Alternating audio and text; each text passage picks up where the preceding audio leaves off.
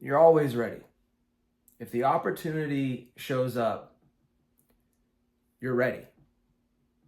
Guys, how many of you guys, I like to start these off with questions, because it really gets us all thinking. I'm introspective and reflective, and chances are you guys are like that too. So how many of you guys want things, I like to talk a lot about time and achieving things faster, okay? And help you guys get through I like helping you guys get through the mental barriers that are in your way from hitting that next level that you're after.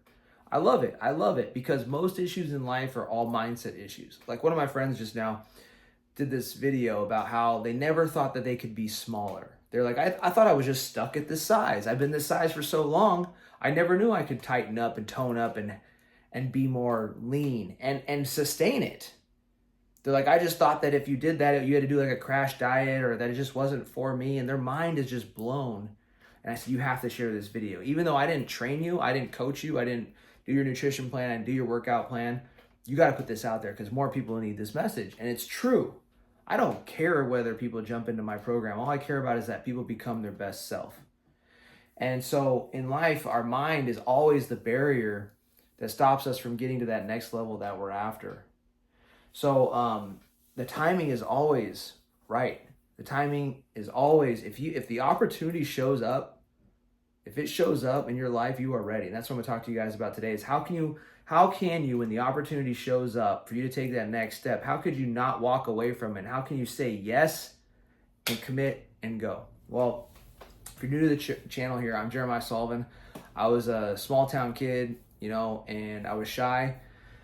I barely spoke up when I was a kid, and I had a lot of fear, had a lot of doubt, and I had to build myself up into somebody that went after their dreams. And after school, after high school, I quit on myself. I drifted, realized that the pain of drifting and not going after your dreams and not going after your best self hurts far more than the feeling of failure you get from going after your best self. So I dropped out of college, joined the military, and I became a top 1%er and an infantry officer, Army Ranger, infantry commander.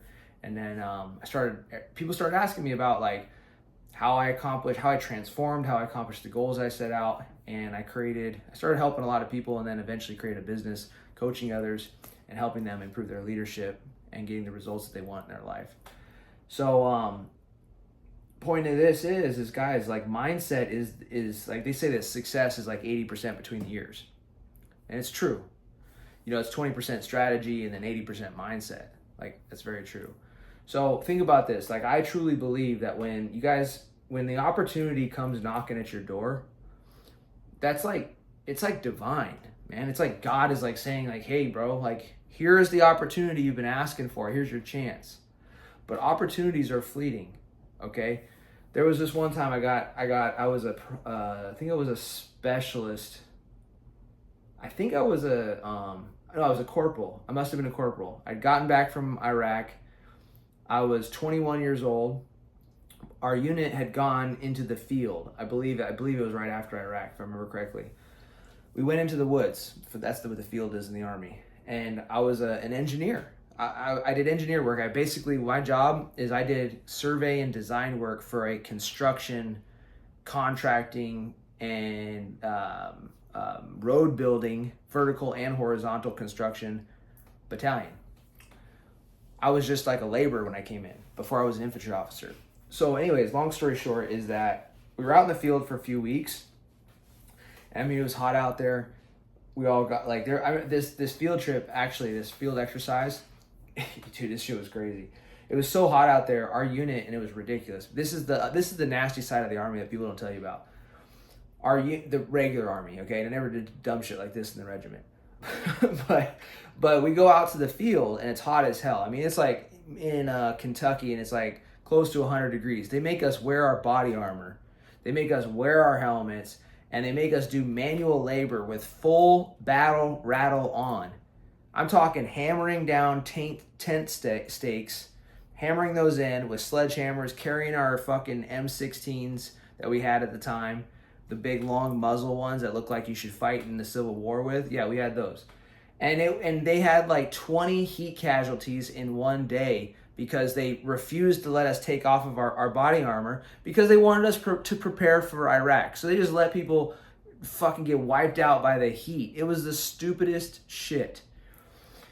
Big, massive leadership failure. That's a lesson for another time. That's the side of the Army people don't tell you about. If you guys know what I'm talking about, you're military, let them know in the comments. So anyways, I get out of the field eventually after 3 weeks of the stupidest training exercise that I think I've ever done. And I'm cleaning my weapon. My platoon sergeant comes in and he's like, hey, Sullivan, you want to go to air assault school? And I was like, what the hell? I wasn't like ready. I thought, typically in the Army, I thought that if the opportunity came, you were going to have time to train up and go to the school. It wasn't going to just come down and they were going to say, hey, do you want to go? And you just raise your hand and volunteer and go in a short period of time. I said, yeah, I want to go. Like, when is it? I'm thinking it's months down the line. And I'm sitting there cleaning my weapon. I remember it was still raining outside. And I was like, cleaning my weapon. It was Friday because we were getting ready to get off work and everything. After the weapons were clean, we were heading out. And if you guys were in the military before, you know how great that feeling is. Clean the weapons so we get the fuck out of here. Eat some pizza, drink some beer. That was my mindset at the time. But I got rid of that shit because I became a better person. I no longer do that stuff. All right. But anyway, so I ended up, he asked me, I said, yeah. I said, yeah, I'm down. I just said yes.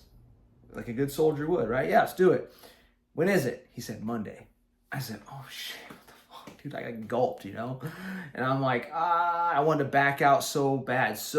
I was terrified. I'm not ready. I got to get my PT score higher. I'm not prepared for this. I haven't studied the manual. I'm gonna freaking fail. All the fear, all the doubt started coming through my mind. Well, I ended up just welcoming the fear and going through it with it, right? But and I went up and he ended up walking me onto the air assault course, and thankfully I made it through. I almost didn't. Okay, I failed the freaking exam for the air assault. You do these sling load operations where you memorize a bunch of shit about helicopters, and you got to like know how many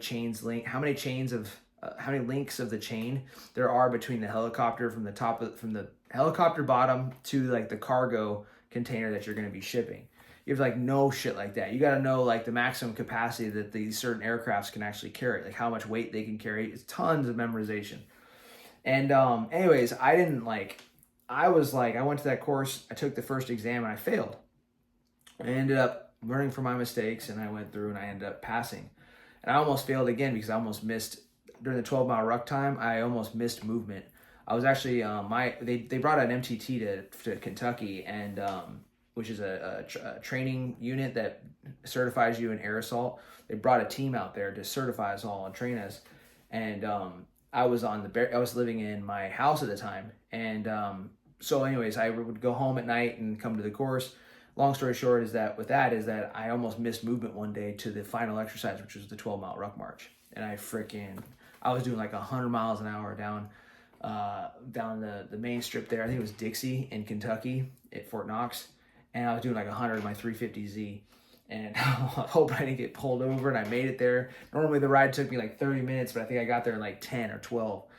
But the whole point of the story is that, like, you know, I didn't think I was going to be prepared, but I just went anyways. And this mentality is actually what makes champions champions. It makes winners winners, and it separates the losers and the leaders, and separates the leaders from the losers in life.